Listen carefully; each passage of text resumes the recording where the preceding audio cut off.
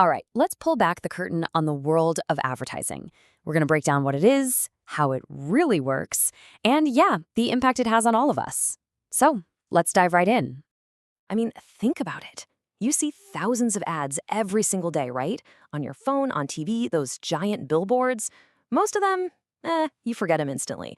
But then there are the ones that just stick in your head. So what's the secret sauce?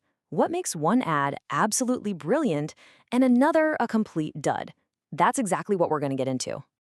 Okay, so to really get a handle on this, we've got to start with the basics, the fundamentals. So let's just ask the big question. What is advertising, really? Now, I know this definition looks a little textbooky, but trust me, the keywords here are everything. First, paid. This is super important. It means somebody's cutting a check for this message to get out there. It's not just some story that a news outlet picked up. Then you've got non-personal. That just means it's being blasted out to a big audience, not some salesperson pitching you one-on-one. And finally, identified sponsor. This is key. You're supposed to know exactly who is trying to sell you something. And yeah, ads come in all shapes and sizes. They are definitely not all created equal. You've got what they call pioneer ads. Think about when the very first iPod came out. The ads literally had to explain what a digital music player was. They were creating a whole new market from scratch. And then, on the total opposite end of the spectrum, you have comparative ads. You know the ones. They get right up in your face, putting two brands side by side and going, look, ours is better because of this, this, and this. Which brings us to the big question, right? Why are companies pouring billions of dollars into all this? What's the real endgame? Because, spoiler alert, it's way more complicated than just make a sale. And this here, it shows that journey perfectly. Look, yeah, the end goal is always to sell something, but the road to get there, it's got a lot of steps. Sometimes an ad's only job is to create awareness, just to get you to know that a product even exists. Or maybe its job is to get you to switch from the brand you always buy. See? Each of these little steps is a super specific, totally intentional goal. And believe it or not, the ripple effect is even bigger than that. Ads are how we find out about new products, right? They literally shape how we see innovation. They're also what builds a brand's public image, that gut feeling you have about a company. And by creating all that demand, they actually make mass production possible, which in turn fuels more research and development.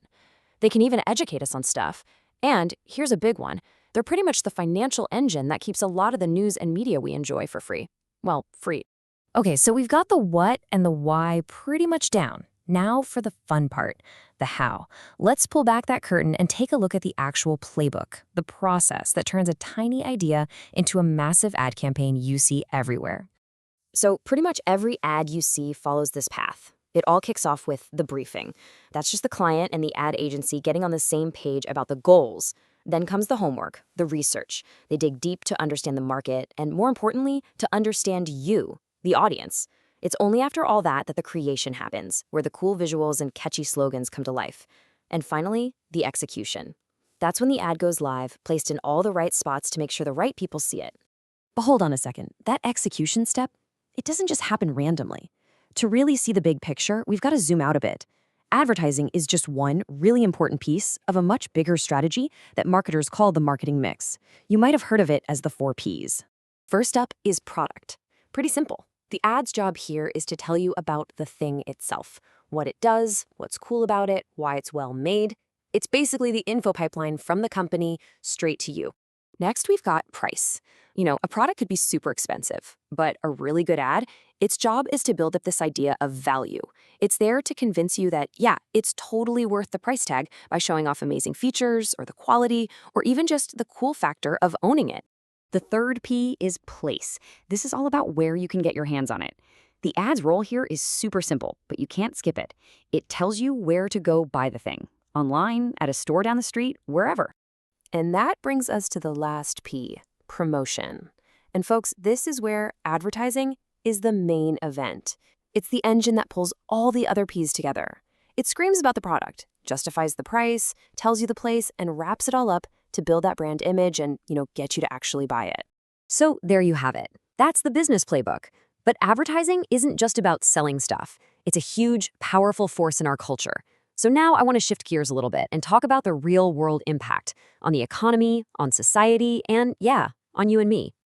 And really, there are two sides to this coin. On the one hand, advertising is a monster economic engine. It creates demand, it helps businesses grow, it creates a ton of jobs, no doubt about it. But on the other side of that coin, there can be some pretty serious social costs. We're talking about things like reinforcing bad stereotypes or pushing lifestyles and beauty standards that are just not realistic. And this quote, this really hits the nail on the head. Think about it. When an ad for a sugary cereal uses a fun cartoon character to talk directly to a little kid, what's really happening? They're intentionally trying to get around the parent. It's a tactic specifically designed to bypass a child's ability to think critically. And it's a perfect, almost textbook example of where things can get ethically murky. So, we've looked at what an ad is, what it's trying to do, the playbook they use to make it, and that tricky ethical line they walk. You basically have the decoder ring now to deconstruct almost any ad you come across. So the next time one grabs your attention, and you know it will, I've just got one question for you. Are you going to see it differently now?